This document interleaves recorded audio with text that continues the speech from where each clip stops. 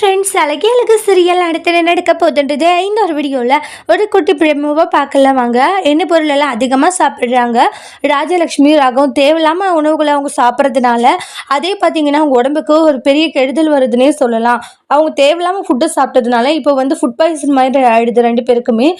ரொம்ப வந்து வாமிட் எடுத்துகிட்டு ஒரு மாதிரி தலை சுத்தல் வந்து கீழே விழுந்து இந்த மாதிரி ரொம்ப உடம்புக்கு முடியாத போய் ஹாஸ்பிட்டல் லெவலுக்கு போயிட்டு வந்துடுவாங்க. அப்போ டாக்டர் என்ன சொல்கிறாங்கன்னா, நீங்கள் எடுத்துக்கிட்ட ஃபுட்டு தான் இதுக்கு ப்ராப்ளம்ன்றாங்க. மதி சொன்ன ஃபுட்டை சொல்லுவாங்க, இந்த மாதிரி ஃபுட்டு சாப்பிடுங்க, இந்த மாதிரி ஃபுட்டெல்லாம் நீங்கள் அவாய்ட் பண்ணிக்கோங்க.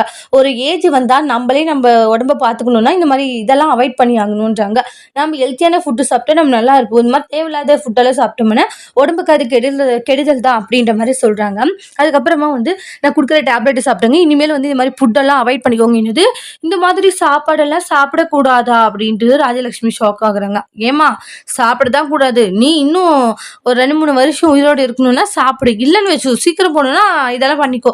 ஐயோ இல்லை நான் உயிரோடு இருக்கணும் அப்படின்னா இந்த ஃபுட்டெல்லாம் சாப்பிட்டு உடம்ப பார்த்துக்கோமா அப்படின்னு சொல்லி அனுப்பிச்சிருவாங்க.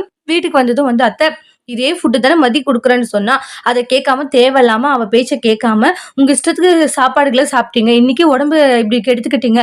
என்ன மலரு பாவமா அதாவது திமிரா பேசிட்டு இருக்க, இதெல்லாம் உங்களுக்கு தேவைதான்ற மாதிரி. அத்தை நான் அப்படி சொல்ல வரல அத்தை, நீங்க அப்படி புரிஞ்சுக்கிட்டு இருக்கீங்க அவ்வளவுதான்றாங்க.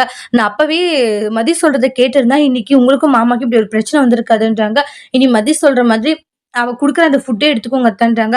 அதுதான் உடம்புக்கும் நல்லதுன்றாங்க. அவளுக்கு தெரியும் அத்தை எது கொடுக்கணும் எது கொடுக்க கூடாதுன்ட்டு.